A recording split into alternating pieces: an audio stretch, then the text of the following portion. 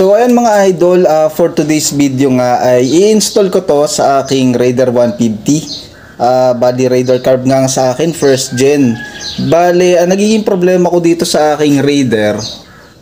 Bali yung sa akin kasi ay naka 30mm na carb.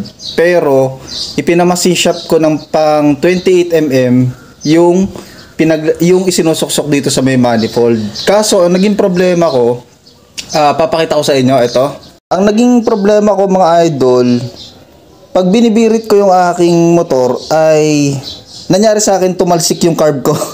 Bali nahugot siya dito sa manifold na stock. Ito yung pang 28mm. Kaya naghanap ako sa Shopee ng sa tingin ko ay baka mas magandang klase. Tapos ito nga yung nakita ko. Ayan. Dalawang klase pala yan. Yung isa, ganyan. Meron pa siya dito, parang mas mahaba ito. Ito yung una. Ito yung una kong nabili. Ayan, same sila na alloy. Pero mas maiksi pala itong nabili ko nung una. Ngayon, kinabit ko siya dito. Hindi pwede dahil nung nakabit ko siya ng ganyan, sumasabit naman dito sa bakal yung sa karburador ko. Hindi ko maipasok itong slider or piston ba ang tawag dito yan. Hindi ko siya mailagay dahil nga sumasabit siya dito. Kaya ito, naghanap ako nung isang klase pa na mas mahaba. Ngayon, susubukan ko baka ito na yung solusyon. Ito yung carb ko mga idol. Ayan, bali pinamasin shop ko nga yan kaya naging sukat na siya sa 28mm. Kaso, ayun nga, nahuhugot siya pagka binibirit. Nung unang kabit ko naman ito, okay naman.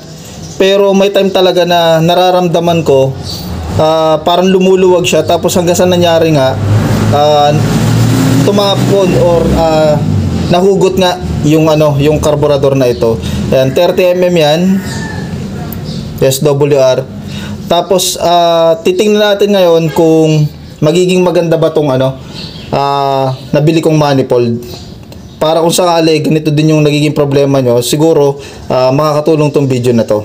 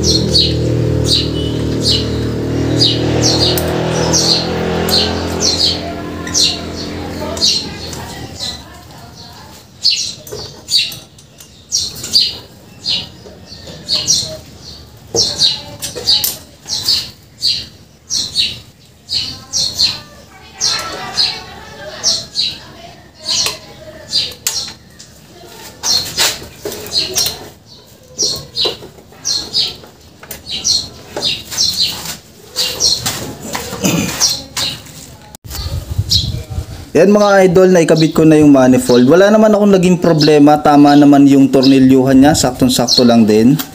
Ayan.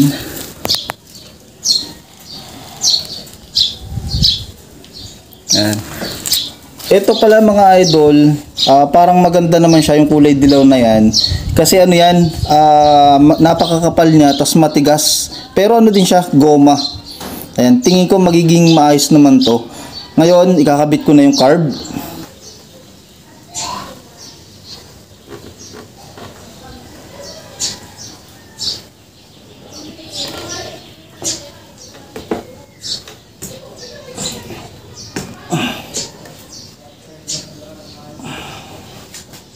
Ayan mga idol, naikabit ko na at swak na swak siya. Andito oh.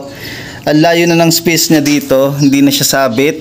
Ayan, hindi na siya tukod dito sa bakal. Ayan, naikabit ko na yung sa gasolina, yung hose ng gasolina nandiyan na. Tapos ayan. At nung kinakabit ko siya mga idol, mukhang maganda talaga dahil hakab na hakab siya. Kumbaga nararamdaman ko na ang tigas niyang ipasok, ang tigas pasok ng carb. Kaya dahil sobrang higpit niya, kaya tingin ko talaga hindi na mahuhugot yung carb ko sa manifold na to. Ngayon naman mga idol, papaandarin ko na yung aking motor. Tapos bibiriting ko, titignan ko kung mahuhugot pa ba yung manifold.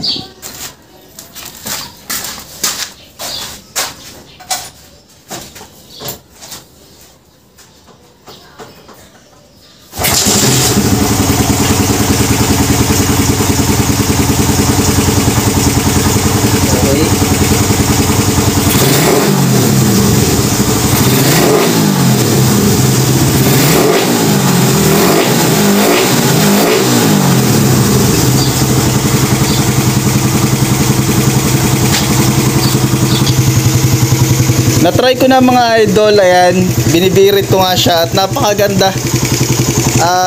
As in, hindi man lang talaga gumagalaw yung ating carburetor dito sa manifold na to. So, try ulit natin biritin.